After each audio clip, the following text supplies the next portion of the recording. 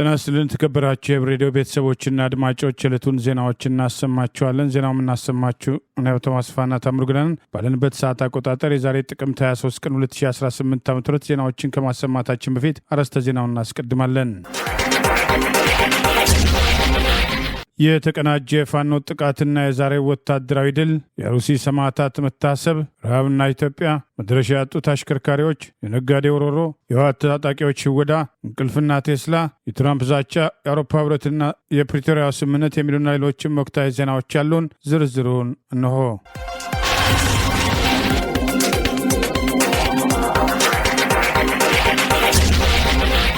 የአማራ ፋኖ ምዕራብ አማራ ቀጠና ቴዎድሮስ እዝ 206ኛ ኮር በጠላት ላይ ወሰደውን ድንገተኛ ጥቃት ተከትሎ ከፍተኛ ወታደራዊ ድል መቀዳጀቱን አስታወቀ።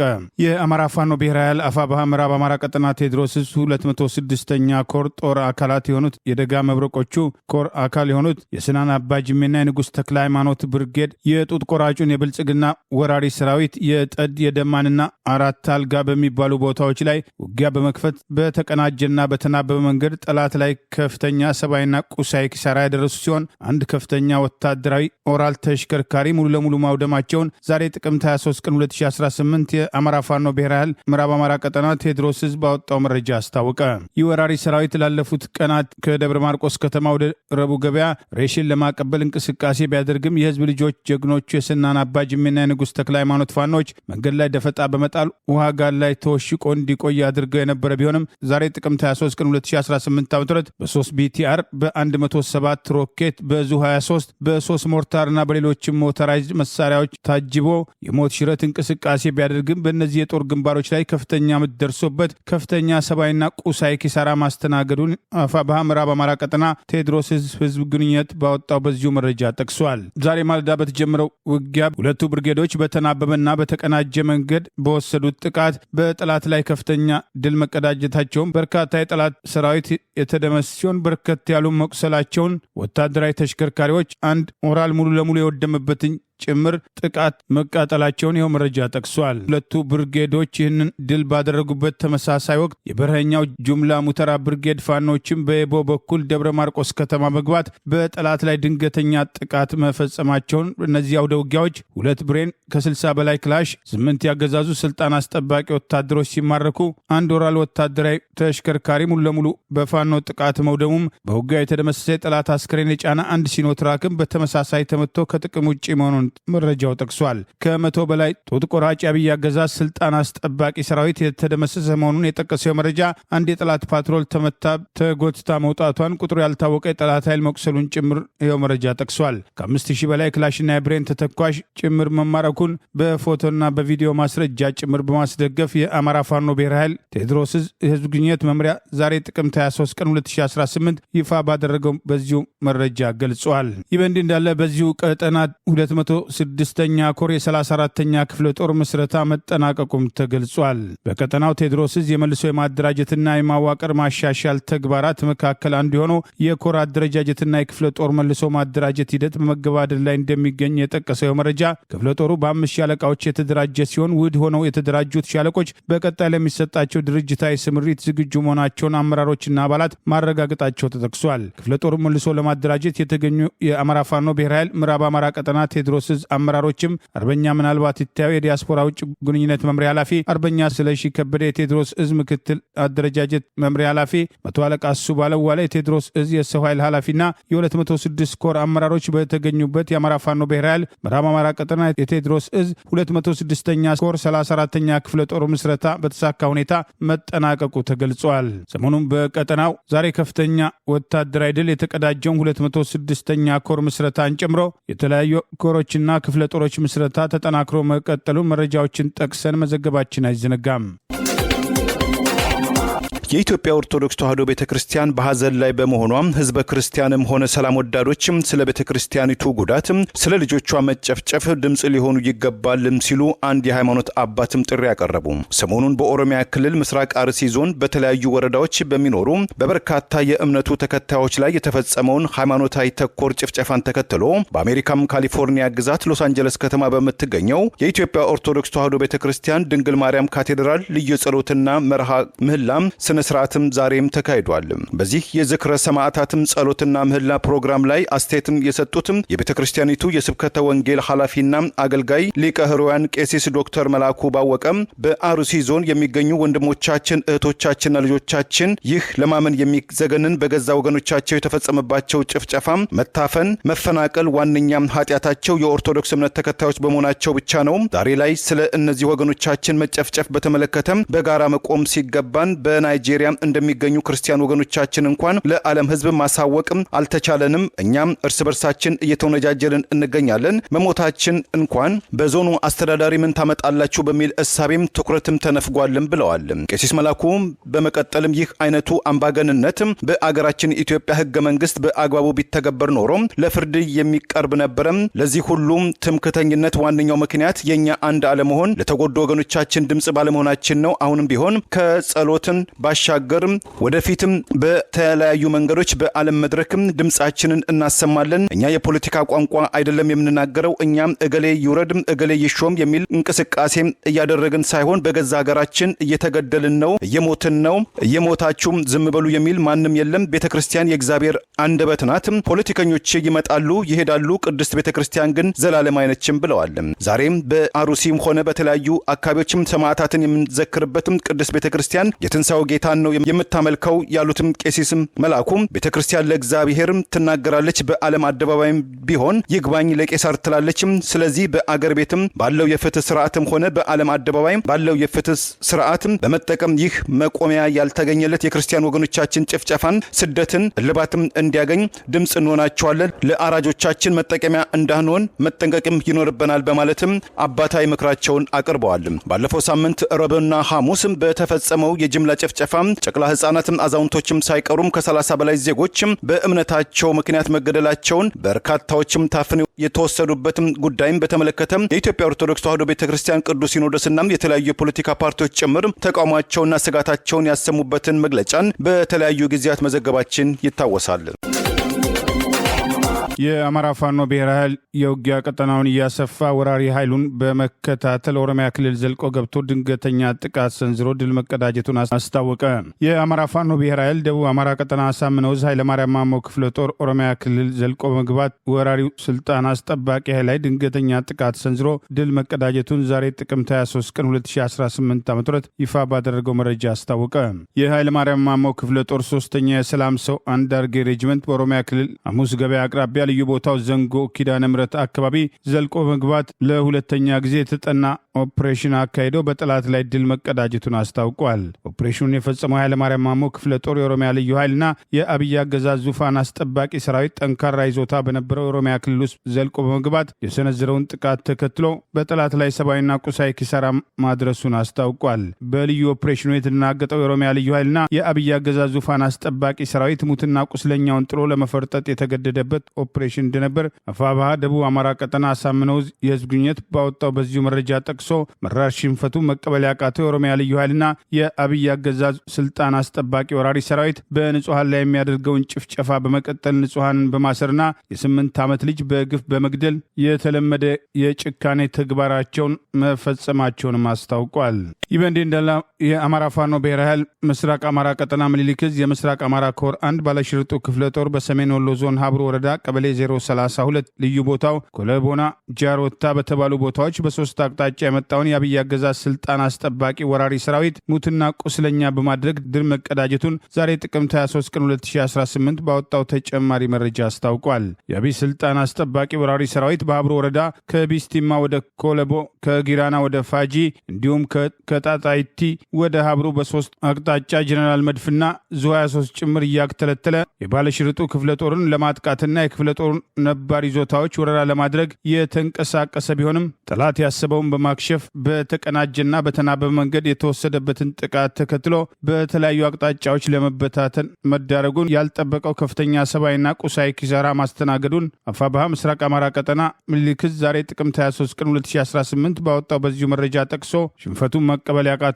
የአብይ አገዛዝ ስልጣን አስጠባቂ ወራሪ ሰራዊት ከበረንዳ ከቀን ሰራተኛ ከፑል ቤትና ጎዳናዎች በግዳጅ የሰበሰባቸውን ያላቸውን የ15 ቀን ለብ ስልጠና በመስጠት መለዮ አልብሶ ያለምንም ወታደራዊ ዕውቀት አማራ ጠልነት አልብሶ አማራን በተፈቀደ ከባድ መሳሪያ እየተኮሱና ያገኙትንም እየገደሉ ንብረት እየዘረፉና እያቃጠሉ ሴቶች እንዲደፍሩ ጭምር ተልኮ ሰጥቶ ያሰማራው ስልጣን አስጠባቂ ወራሪ ሰራዊት በከፍተኛ ቁጥር የዛሬውን ውጊያ ተከትሎ ሙትና ቁስለኛ መሆኑን ከንጋቱ 12 ሰዓት እስከ ቀኑ 11 ሰዓት ተኩል ድረስ በቆየው አውደ ውጊያ ጠላት መጠነ ሰፊ ጉዳት ያስተናገደ ሲሆን ውጊያው እስከ ምሽት ድረስ መቀጠሉን የአማራ ፋኖ ብሔራዊ ኃይል ምስራቅ አማራ ቀጠና ምኒልክ ዕዝ ምስራቅ አማራ ኮር 1 ባለሽርጡ ክፍለ ጦር ህዝብ ግንኙነት ባወጣው በዚሁ መረጃ ጠቅሷል።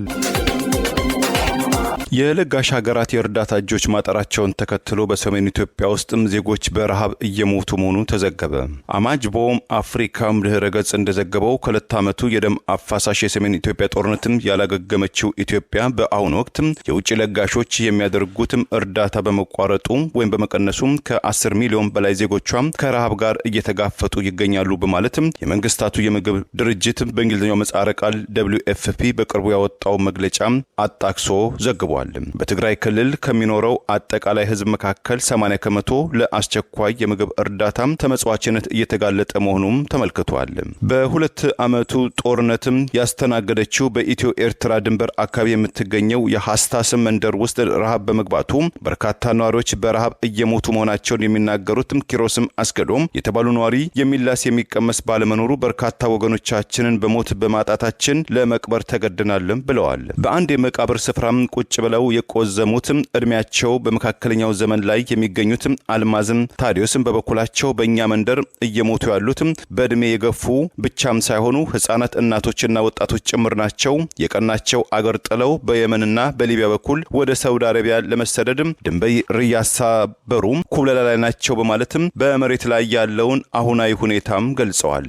የክልሉ የአደጋና መከላከል ኮሚሽን ኃላፊው ገብረ ሕይወትም ገብረ እግዚአብሔር ከምናገኘው የተመናመነ እርዳታ አኳያም አብዛኛው የአካባቢው ነዋሪያችንን ለመርዳት አቅም ተስኖናል። ሁኔታዎቹ እንደ ፈረንጆቹ አቆጣጠር በ1984 ከታየው 1 ሚሊዮን ዜጎችን ካለቁበት የራብ አደጋ ጋር ተመሳሳይነት አለው። ዛሬ ላይ ከራቡ በተጨማሪ በርስ በርስ ጦርነት የተረፉ ዜጎችም ያለ አንዳች እርዳታም ባዶ እጃቸውን ቀርተዋልም ብለዋል።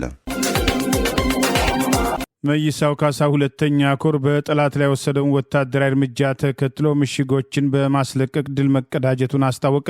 ውጊያው 5 ቀናት የቀጠለ ቢሆንም ጠላት ያሰበውን ሳያሳካ ሽንፈት መከናነቡን አስታውቋል። የአማራ ፋኖ ብሔራዊ ኃይል ሰሜን አማራ ቀጠና በላይ ዘለቀ ዕዝ መይሳው ካሳ ሁለተኛ ኮር ዛሬ ጥቅምት 23 ቀን 2018 ይፋ ባደረገው መረጃ እስከ ትላንት ምሽት ድረስ 5ኛ ቀኑን በያዘው ውጊያ በጠላት ላይ ከፍተኛ ሰብአዊና ቁሳዊ ኪሳራ ማድረሱን አስታውቋል። ማዕከላዊ ጎንደር አለፋ ወረዳ ትላንት ጥቅምት 22 ቀን 2018 በመይሳው ካሳ ሁለተኛ ኮር አድዋ ክፍለ ጦር 2 ቦታ ላይ አውደ ውጊያ የተደረገ መሆኑን ያስታወሰው መረጃ ከንጋቱ 11 ሰዓት ተኩል ጀምሮ ወደ አጸደ ማርያም ከተማ ምሽግ ድረስ ዘልቆ መግባት ያገዛዙን ጥምር ኃይል በቀላሉ ምሽጎችን በማስለቀቅ ከተማውን መቆጣጠር መቻሉንም አስታውቋል። ጠላት ሙትና ቁስለኛውን እያዝረከረከ ወደ ሻውራ ከተማ እግሬ አውጪኝ ብሎ ለመፈርጠጡን የጠቀሰው መረጃ ሁለተኛው አውደ ውጊያ 5ኛ ቀኑን ከሻውራና አጸደ ማርያም ከተማ ተስቦ ወደ ወገን ቀጠና የገባው የጠላት ኃይል ወደ መጣበት ቀጠና መመለስ ባለመቻሉ በተለያዩ አቅጣጫዎች ታፍኛለሁ ድረሱልኝ በማለት ከጃዊ ኃይል ጭማሪ አድርጎ የሞከረ ቢሆንም ከፋኖ ጥቃት ማምለጥ እንዳልቻለ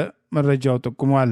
የፋኖ ጥቃት መቋቋም ያቃተው አገዛዝ በውሸት ፕሮፓጋንዳ አካባቢውን አጽድቻለሁ ቢልም በተጨባጭ ጠላት ከፍተኛ ሰብአዊና ቁሳዊ ኪሳራ ያስተናገደበት ውጊያ እንደነበር ይኸው መረጃ ጠቅሷል። ከበባ ውስጥ ያለ አገዛዙ ስልጣን አስጠባቂ ወራሪ ኃይልና አብረውት የተሰለፉትም ባንዳዎች ለማዳን ከጃዊ ኃይል ለማስጠጋት የተሞከረ ቢሆንም የአድዋ ክፍለ ጦር አጋጣሚውን በመጠቀምና አሰላለፍን በመቀየር በከበባ ውስጥ ገብቶ የአገዛዙ ሰራዊት ከጃዊ ተነስቶ የመጣለትና ያልታደገ ሌላ ኃይል ጋር በመጣመር ለመንቀሳቀስ የሞከረ ቢሆንም የአድዋ ክፍለ ጦር ቀጠናውን የለቀቁ በመምሰል ጠላትን በማዘናጋት ከቀኑ 10 ሰዓት ተኩል እስከ ምሽት 1 ሰዓት ተኩል በቆየ አውደ ውጊያ ጠላት ላይ ከፍተኛ ድል መቀዳጀታቸው ተገልጿል። በዚህም 56 የጠላት ኃይል ሲደመሰስ ከ32 በላይ መቁሰላቸውን፣ 2 ከፍተኛ ወታደራዊ አመራር መደምሰሳቸውና የተረፈው የጠላት ኃይል የ5 ግለሰቦችን ንብረት ዘርፎ ያልቻለውን ሰባብሮ ከአካባቢው ለመፈርጠጥ መገደዱን ይኸው መረጃ ጠቅሷል። በአማራ ክልል ማዕከላዊ ጎንደር ዞን ካሉ ወረዳዎች መካከል አንዷ በሆነችው ጎንደር ዙሪያ ወረዳም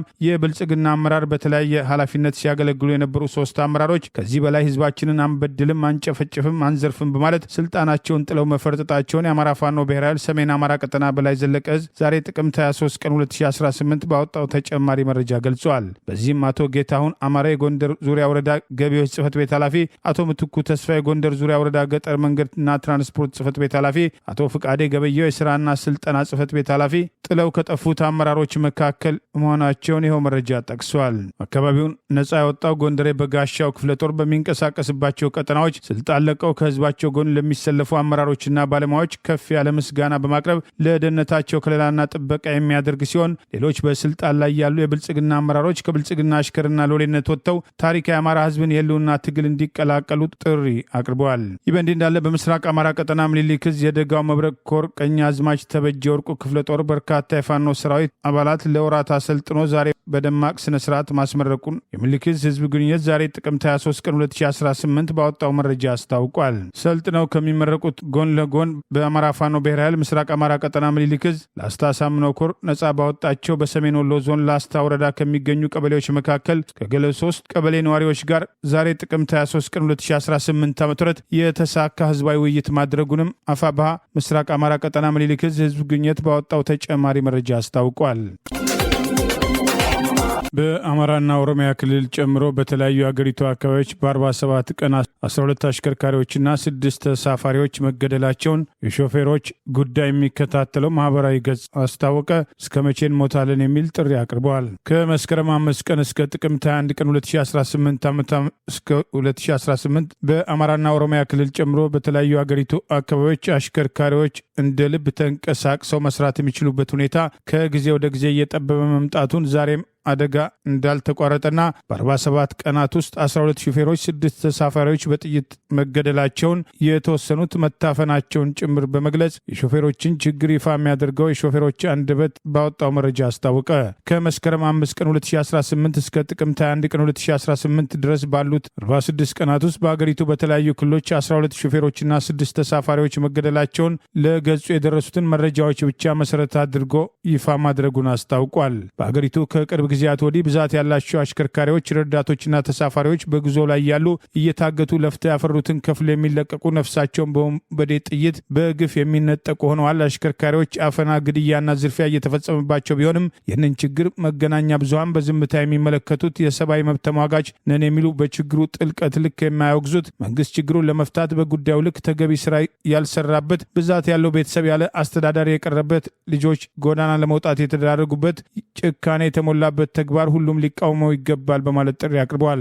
አሽከርካሪዎች አንድነት በመፍጠር ስራ በማቆም በአገዛዙ ላይ ጫና እንዲፈጥሩ ህገወጥ ኬላዎችና ህገወጥ ግድያዎች፣ እገታዎችን ለማስቀረት የህግ የበላይነት እንዲከበር የበኩላቸውን ትግል እንዲያደርጉ ተደጋጋሚ ጥሪ የቀረበ ቢሆንም አገዛዙ እየወሰደ ያለውን ጫና ተከትሎ አሽከርካሪዎች ከዚህ ቀደም ተመሳሳይ እርምጃ ለመውሰድ አቅደው የነበረ ቢሆንም ሳይሳካ መቅረቱ ዛሬም ድረስ ጥቃቱ እንዳይቋረጥ የበኩሉን አስተዋጽኦ አድርጓል የሚል ወቀሳም ተከትሎ መቅረብ ጀምረዋል። በአማራ ክልል ከአዲስ ዘመን ፍራንስ መሃል ሰብሃ ላይ ብርቁ የሚባል አሽከርካሪ ጥቅምት 21 ቀን መገደሉን፣ በአማራ ክልል ከወረታ ደብረ ታቦር መንገድ ወጂ አካባቢ አንድ ሹፌር መገደሉን፣ ጥቅምት 20 ሌላ አንድ ሹፌር መገደሉን፣ በወልቂጤ መግቢያ ሆሌ ኬላ አለፍ ብሎ በታጠቁ ወንበዴዎች ነፍስ አጥፊዎች አንድ ሹፌር በጥይት ተመቶ ጥቅምት 11 ቀን መገደሉና ጥቅምት 8 ቀን በኦሮሚያ ክልል ወለጋ ጉተን መንደር 10 አካባቢ የታጠቁ ወንበዴዎች አንድ ሹፌር በጥይት መግደላቸውን፣ በዚህ ኦሮሚያ ክልል በመተሐራና አዋሽ መካከል አካባቢ ብሬከሩ ላይ የታጠቁ ወንበዴዎች አንድ ረዳትን በጥይት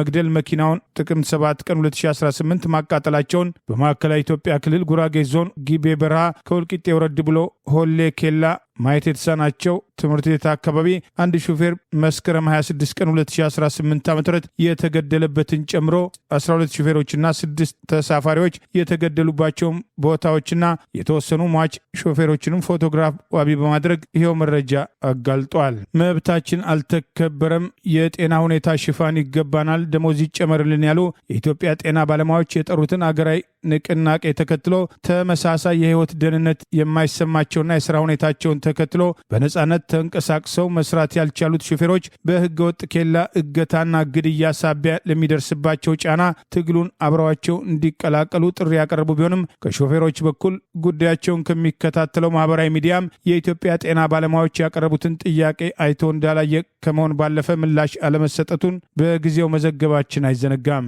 የኢትዮጵያ ጤና ባለሙያዎች ዛሬም ጥያቄያቸው አለመመለሱን ተከትሎ ለህዳር 9 ቀን 2018 ሁለተኛ ዙር የስራ ማቆም አድማ ለማድረግ ቀጠሮ የያዙ ሲሆን ከጤና ባለሙያዎች በተጨማሪ መምህራን፣ በተለይም የከባድ መኪና አገር አቋራጭ አሽከርካሪዎች በተደራጀ መንገድ ትግሉን እንዲቀላቀሉና በአንድነት በየበኩላቸው የያዙትን ጥያቄ ይዘው ለጋራ ሰላምና ደህንነት ለመብታቸው እንዲቆሙ ጥሪ መቅረቡ አይዘነጋም። በኢትዮጵያ ውስጥ ሁሉም በተናጠል የሚያደርጋቸው ለቅሶዎች ውጤት እንደማያመጡ የጤና ባለሙያዎች ብቻ ሳይሆን ሌላውም የመንግስት ሰራተኛ መምህራንን ጨምሮ በየደረጃው ራሱን በማደራጀት ለትግል መዘጋጀት፣ በጋራ ድምፁን ማሰማት፣ የስራ ማቆም አድማም ከሆነ በተቀናጀና በተናበበ መንገድ በአንድ ላይ ማድረግ የተሻለ ውጤት እንደሚያመጣ፣ ይህ ካልሆነ በየጊዜው የሚደረጉ ግድያዎችና ጥፋቶችን ብቻ በመቁጠር ህግና ስርዓት ማስከበር ላቃተው አገዛዝ አቤት በማለት ውጤት እንደማይመጣም በወቀሳ አስተያየት መሰጠት ተጀምሯል።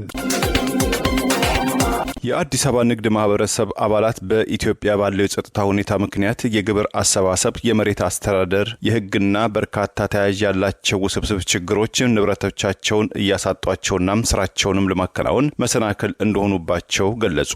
የንግድና ሰላም ግንባታ በሚል ርዕስ የመንግስትና የግል ዘርፍ የምክክር መድረክ ባለፈው ሐሙስ ሲካሄድም ችግሮቻቸውን ያቀረቡት የማህበራቱ አባላት ለውይይት መነሻነት ከቀረቡ ጽሑፎች ውስጥ የመጀመሪያውን ያቀረቡት ዶክተር ጥላሁን በጀታል 8ቱ የሰላም አምዶች በማለት በመልካም የንግድ አካባቢ መፍጠር፣ ነፃ የመረጃ ፍሰት፣ ዝቅተኛ የሙስና ደረጃ፣ የሰው ሀብት ጥሩ አፈጻጸም ያለው የመንግስት አስተዳደር፣ ፍትሃዊ የሀብት ክፍፍል፣ መልካም ጉርብትና፣ የሌሎችን መብቶች ማክበር በማለትም ጠቅሰው እነዚህ አምዶችም ካልተሟሉ ሰላም ማረጋገጥ አይቻልም ሲሉም ገልጸዋል። በመንግስትና በንግዱ ማህበረሰብ በኩል የጋራ ትብብር እንደሚያስፈልግ ጠቁመው ንግድ ለማከናወን ግን ሰላም ታሳቢ ማድረግም ይገባዋልም ሲሉ አሳስበዋል።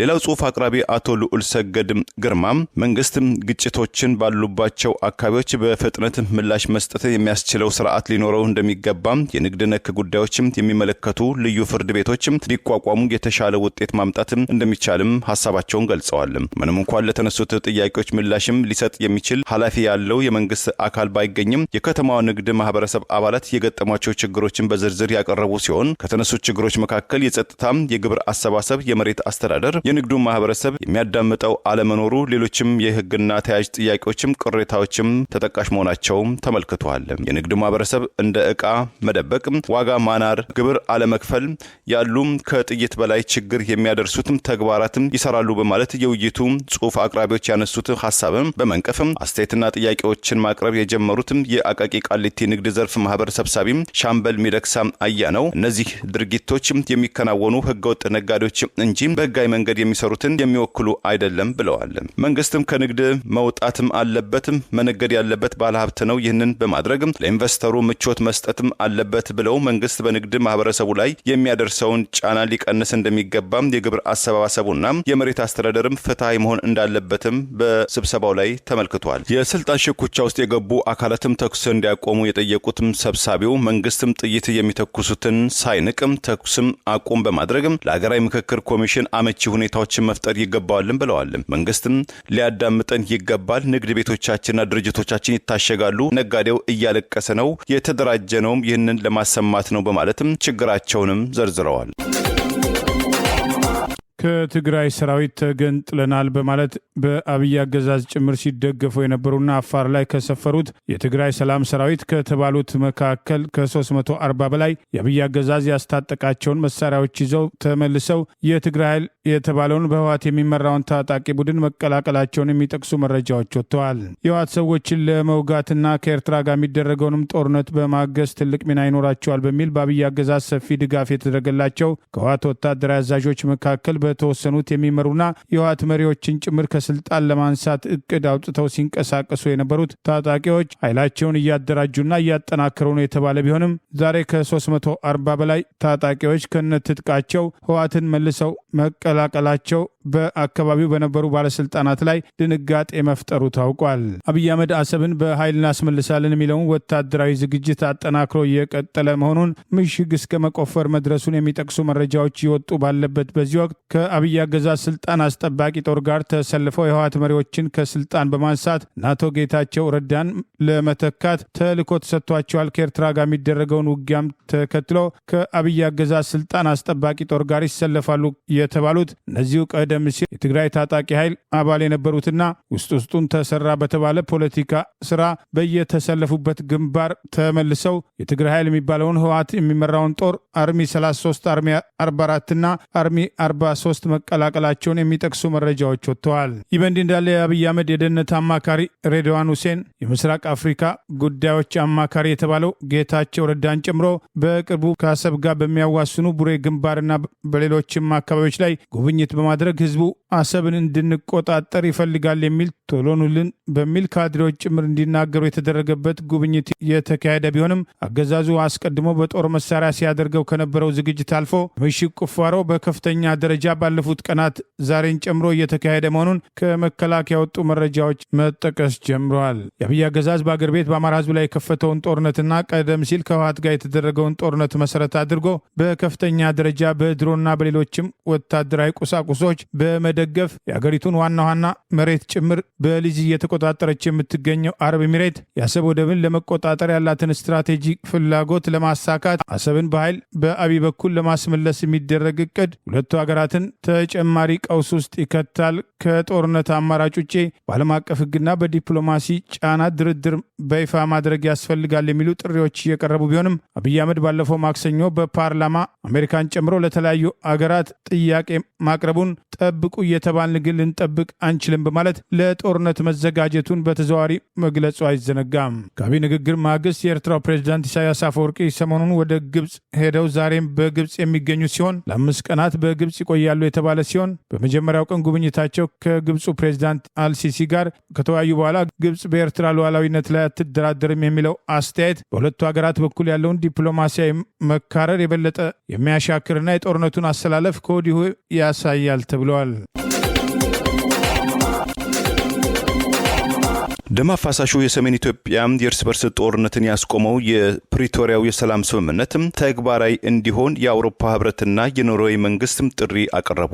በደቡብ አፍሪካም ፕሪቶሪያ ከተማ የዛሬ 3 ዓመት ህዳር ወይም በፈረንጆቹ ኖቬምበር 2 2022 በፌዴራል መንግስቱና በህዝባዊ ወያነ ሓርነት ትግራይ ህወሓት አመራሮች መካከል የተፈረመው የሰላም ስምምነት 3ኛ ዓመቱን በተመለከተ በኢትዮጵያ የሚገኙት የአውሮፓ ህብረትና የኖርዌይ መንግስታት ተወካዮች በጋራ ባወጡት መግለጫ በኢትዮጵያ በዚህ ዓመት ይካሄዳል ተብሎ ከሚጠበቀው አገር አቀፍ ምርጫ በፊት የፕሪቶሪያው የሰላም ስምምነት ፈራሚዎች መካከል የፖለቲካ ውይይት በአዲስ መልክም ሊካሄድ ይገባልም ብለዋል። በክልሉ መሰረታዊ የሲቪል የሰርቪስ አገልግሎት፣ የሰብአዊ እርዳታ ተደራሽነት፣ ተፈናቃዮች በተወሰነ ደረጃ ወደ ቀያቸው እንዲመለሱ የማድረግም ስራ፣ ታጣቂዎችን ትጥቅ የማስፈታትና የህወሓት ታጣቂዎችን ወደ ማህበረሰቡ የመቀላቀል እንቅስቃሴዎችም አበረታች መሆኑን የገለጸው የጋራ መግለጫው ለዘላቂ ሰላም ዋነኛ መሳሪያ ፖለቲካ ውይይት ማድረግ በመሆኑ ከቀጣዩ ሀገር አቀፍ ምርጫ በፊት የፕሪቶሪያው የሰላም ስምምነት ፈራሚዎች በሙሉ ፖለቲካዊ ውይይት ቅድሚያ ይስጡ በማለት አጽንኦትም ሰጥተዋል።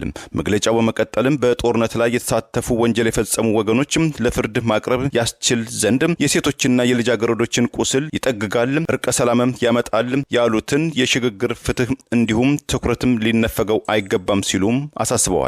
ህወሓት በቅርቡ ባወጣው መግለጫ የፕሪቶሪያው የሰላም ስምምነት ከመቼውም ጊዜ በላይ ተሸርሽሯል፣ የፌዴራል መንግስቱ የትግራይ ክልል መሬትን በታጣቂዎችም እንዲያዝ በማድረግ ተፈናቃዮች ወደ ቀያቸው እንዳይመለሱ ችግር በመፍጠር በህዝበ ውሳኔም ሽፋን የትግራይ ህዝብን ቁጥርና አሰፋፈርን ለመቀየር ጥረት እያደረገ ይገኛል ሲል ወቅሶ እንደነበረ ይታወሳል። ህወሓት በመግለጫው የጠቅላይ ሚኒስትር አብይ አህመድ በቅርቡ ለህዝብ እንደራሴዎች በሰጡት አስተያየት የሰሜን ኢትዮጵያ ጦርነት ከ2 ወራት ያልበለጠ ነው ማለታቸው ለ5 ዓመታትም ተካሂዷል ያለውን የዘር ማጥፋት ወንጀልን ቸል ማለት ነው፣ ሌላ ዙር ጦርነት ሊቀሰቀስ ስለሚችል ዓለም አቀፉ ማህበረሰብ በተለይ የፕሪቶሪያው አደራዳሪዎች በአስቸኳይ ጣልቃ ግቡ የሚል ጥሪ ማቅረቡ አይዘነጋም። የአሜሪካው ፕሬዝዳንት ዶናልድ ትራምፕ ናይጄሪያ በክርስቲያን ዜጎቿ ላይ የሚፈጸም ስቃይን ቸል ብላለች በማለትም ከወነጀሉ በኋላ የመከላከያ ሚኒስትራቸው ለወታደራዊ እርምጃ እንዲዘጋጅ ማሳሰቢያ ሰጡ። ናይጄሪያ በበኩሏ የትራምፕን አስተያየት መሰረተ ቢስ ስትል አጣጣለች። ፕሬዝዳንት ትራምፕ በማህበራዊ ትሩዝ ገጻቸው ላይ ናይጄሪያ የሚገኙ ክርስቲያኖች ላይ የጅምላ ግድያ ይፈጸማል ሲሉ ጽፈው የሀገሪቱ መንግስት በፍጥነት እርምጃ የማይወስድም ከሆነ ለናይጄሪያ የሚሰጠው እርዳታና ድጋፍም ወዲያውኑ እናቆማለን ሲሉ ዝተዋል። ባለፈው አርብም የአሜሪካው ፕሬዝዳንት ዶናልድ ትራምፕ በናይጄሪያ ክርስቲያኖች ላይ ደርሷል ያሉትን መጠነ ሰፊ መከራና ግድያን በመጥቀስ ሀገሪቱን አሳሳቢ በሆነ ሁኔታ በተለይ መልኩ የምትታይ በሚል መፈረጃቸውን አስታውቀው ነበር። በትላንትናው ዕለት የናይጄሪያ መንግስት በውጭ ጉዳይ ሚኒስትሩ መስሪያ ቤት በኩል ባወጣው መግለጫ የዶናልድ ትራምፕ ፍረጃም ውድቅም አድርጎታል። የናይጄሪያ ውጭ ጉዳይ ሚኒስትር አምባሳደር ዮሱፍ ቱጋር በሰጡት መግለጫ የትራምፕ አቋም በናይጄሪያ ያለውን እውነታ አያሳይም ብለውታል። ትራምፕ በማህበራዊ ትስስር ገጻቸው በለጠፉትም ጽሁፋቸው ላይ ክርስቲያኖች በናይጄሪያ የመኖር ህልውናቸው አደጋ ላይ ወድቋል በማለት አሜሪካ እንዲህ አይነት ግፍ ሲፈጸም ዝም ብላ ወይም ችላ ብላ አትመለከትም ብለዋል። የአሜሪካው ፕሬዝዳንት የዌስት ቨርጂኒያው ተወካይ ሬሊ ሞር እና የኦክላሃማው ቶክ ኮልን ጨምሮ በርካታ የኮንግረስ አባላት በጉዳዩ ላይ ምርመራ አድርገው በቀጥታም የደረሱበትን እንዲያሳውቋቸው ማዘዛቸውንም አስታውቀዋል። በአሜሪካ ህግ መሰረት አሳሳቢ በሆነ ሁኔታ በተለይ መልኩ የምትታይ አገር የሚለውን ፍረጃ ዋሽንግተን ከምትጠቀምባቸው እጅግ ጥብቅ ያሉ ፍረጃዎች መካከል አንዱ መሆኑን ተመልክቷል። የፍረጃም የሃይማኖት ነጻነትን በመጋፋትና በመጣስም የሚወነጀሉ አገራት ላይ ማዕቀብ ለመጣል ወይንም ዲፕሎማሲያዊ ጫናዎች ለማድረግም የሚፈቅድ መሆኑም ይታወቃል። ትራምፕ በትላንትና ዕለት የምዕራብ አፍሪካዊቷ ናይጄሪያን በክርስቲያኖች ላይ የሚደርሰውን ግድያ ማስቆም ካልቻለች መከላከያው ፈጣን የሆነ ወታደራዊ እርምጃ ለመውሰድ እንዲዘጋጅ ሲሉ ማስጠንቀቃቸውን ተከትሎ ከፍተኛ የህዝብ ብዛት ያላት ናይጄሪያ የአሜሪካ መንግስት የሚሰጠውን እርዳታና ድጋፍ ወዲያውኑ እንደሚያቆም በማህበራዊ ትስስር ገጻቸው ላይ አስፍረዋል። የናይጄሪያው የውጭ ጉዳይ ሚኒስትር ዩሱፍም ዛሬ በማህበራዊ ትስስር ገጻቸው ባጋሩት መግለጫ በዓለማችን ላይ በየትኛውም አካባቢ የሰብአዊ መብትም ጥሰትም በጽኑ ሊወገዝ ይገባል፣ የሰብአዊ መብትም ሊከበር ይገባል። በናይጄሪያ ውስጥም ትላንትም ዛሬም ሆነም ነገ የዘር ማጥፋት ወንጀል የለም አይኖርም በማለትም የመንግስታቸውን አቋም በመግለጽ የፕሬዝዳንት ዶናልድ ትራምፕን አስተያየትን ተቃውመዋል። በኢሊኖይስ ባሪንግተን የቴስላ ባለቤት መኪናው ራሱን እንዲያሽከረክር አድርጎ ከተኛ በኋላ የፖሊስ ካር መግጨቱን ተከትሎ በቁጥጥር ስር መዋሉ ተገለጸ።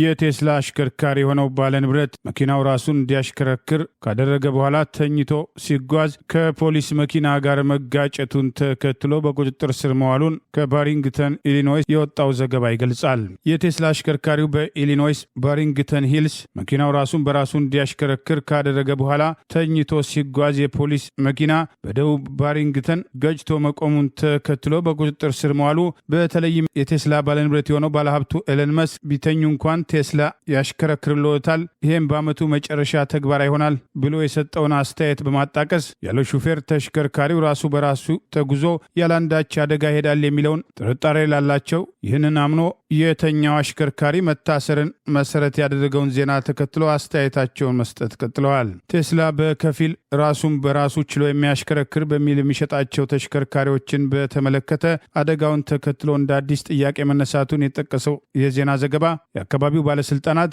አሽከርካሪው የፖሊስ መኪና በገጨበት ወቅት መኪናው ራሱን በራሱ እንዲያሽከረክር አውቶፓይለት አድርጎ ተኝቶ እንደነበር ተገልጿል። በተገጨ የፖሊስ መኪና ውስጥ 2 ፖሊሶች እንደነበሩ የጠቀሰው ዘገባ ጉዳታቸው የከፋ እንዳልነበር ጠቅሷል። ግጭቱን አስታኮ በወጣው ማስረጃ ከኋላ በኩል የተገጨ የፖሊስ ተሽከርካሪ ከፍተኛ ጉዳት እንደደረሰበት ይስተዋላል። የባሪንግተን ሂልስ ፖሊስ አሽከርካሪውን ለምርመራ በቁጥጥር ስር ያደረገው ሲሆን በርከት ያሉ የትራፊክ ጥሰቶችን መፈጸሙን፣ ፍጥነቱን በአግባቡ አለመቀነሱን፣ ተሽከርካሪው ራሱን በራሱ እንዲያሽከረክር ማድረጉን፣ ይህንም ሊቆጣጠረው በማይችል ሁኔታ መተኛቱን ምክንያት ማድረግ ፈጽሟቸዋል ከተባሉ የትራፊክ ደንብ መተላለፎች መካከል የሚጠቀስ መሆኑ ፖሊስ አስታውቋል። ፖሊስ ራሳቸውን በራሳቸው እንዲያሽከረክሩ የሚሰሩ ተሽከርካሪዎች ጠቃሚ ቢሆንም የመጨረሻው ኃላፊነት ግን የአሽከርካሪው ጭምር መሆኑን ማስታወሱን ይኸው ዘገባ ጠቁሟል። በኢሊኖስ ደቡብ ባሪንግተን ረዳት የፖሊስ ሹም አደም ፖሮሎስኪ ራሳቸውን በራሳቸው ያሽከረክራሉ ለሚባሉ ተሽከርካሪ ባለቤቶች እንዲሁም ለኩባንያዎች በሰጡት ማስጠንቀቂያ የደህንነት ስጋቶችን ማሻሻል እንዳለባቸው ነገር ግን ሁልጊዜም የአሽከርካሪው ኃላፊነት ለደህንነት ግምት ውስጥ መግባት እንዳለበትም አስታውቀዋል። የቴስላ አውቶፓይለት ሌቭል 2 አድቫንስድ ድራይቨር አሲስታንስ ሲስተም መሪ መቆጣጠር፣ የፍጥነት መቆጣጠርና ተመሳሳይ የተወሰኑ ኃላፊነቶችን የሚወጣ ቢሆንም አሁን ባለው ደረጃ የሰው ቁጥጥርን ጭምር የሚፈልግ መሆኑን ዘገባዎች አመልክተዋል። አሽከርካሪዎች እጃቸውን ከመሪው ላይ ማንሳት እንደሌለባቸው፣ በየትኛውም ሰዓት ለሚፈጠር ሁኔታ ራሳቸውን ዝግጁ አድርገው ድንገት ሲስተሙ ላይ ችግር ቢያጋጥም የራሳቸውና ሌሎችንም ሕይወት አደጋ ውስጥ ተጨማሪ አስተያየቶች ሲንሸራሸሩ ተመልክተናል። ከቴስላ በተጨማሪ ሮቦት ታክሲዎች ጭምር በአሁኑ ወቅት ሰው አልባ አገልግሎት እየሰጡ ቢሆንም በርከት ባሉ በአሜሪካ ግዛቶች ዛሬም ድረስ ሙሉ ለሙሉ አገልግሎት መስጠት ያልተፈቀደ ቢሆንም የደህንነት ጉዳይ ግን ዛሬም በጥያቄ ይነሳል። የነጻነት ሰልፍ መጽሐፍ ማስታወቂያ በግፍ እስረኛው በዶክተር የወንደሰን አሰፋ ኃይለማርያም ከፍተኛ ቁጥጥርና ጥበቃ በሚደረግበት በኦህዴድ ብልጽግና የማክሲመም ሴኩሪቲ እስር ቤት በታላቅ መከራና ጭንቀት የተጻፈ መጽሐፍ የነጻነት ሰልፍ። የአዲስ አበባ ከተማ ተወላጁ ዶክተር የወንደሰን አሰፋ ኃይለማርያም የሕክምና ዶክተር፣ የምጣኔ ሀብት ባለሙያና የስትራቴጂክ ጥናቶች አማካሪ ናቸው። የነጻነት ሰልፍ መጽሐፍ ጸሐፊ ዶክተር የወንደሰን አሰፋ ከ2010 ጀምሮ በእስር እስከዋሉበት ሚያዝያ 5 2015 ዓ.ም ድረስ በአማራ ሕዝብ የህልውና ትግል ውስጥ ዋና ተዋናይ የነበሩ የአማራ ሕዝብ ፋኖ አደረጃጀቶችን ወደ አንድ ለማምጣት ሲባል የተቋቋመውን የአማራ ፋኖ አንድነት አመቻች ኮሚቴን በሰብሳቢነት የመሩና በኋላም በተመሰረተው የአማራ ፋኖ አንድነት ምክር ቤት ውስጥ ቁልፍ ሚና የነበራቸው ነበሩ።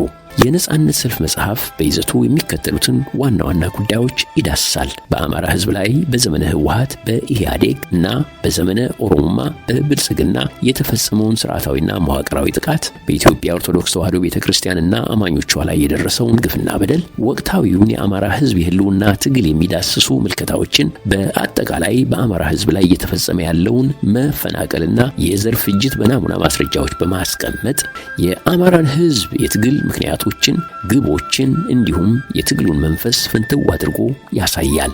መጽሐፉ ለአማራ ህዝብ፣ ለአማራ የህልውና ትግል ታጋዮች፣ ለአማራ ህዝብ ወዳጆች፣ ስለ አማራ ህዝብ ወቅታዊ ትግል ምክንያት ለማወቅ ፍላጎት ላላቸው አካላትና እንዲሁም የዓለም አቀፍ ማህበረሰብን ታሳቢ ያደረገ መጽሐፍ ነው።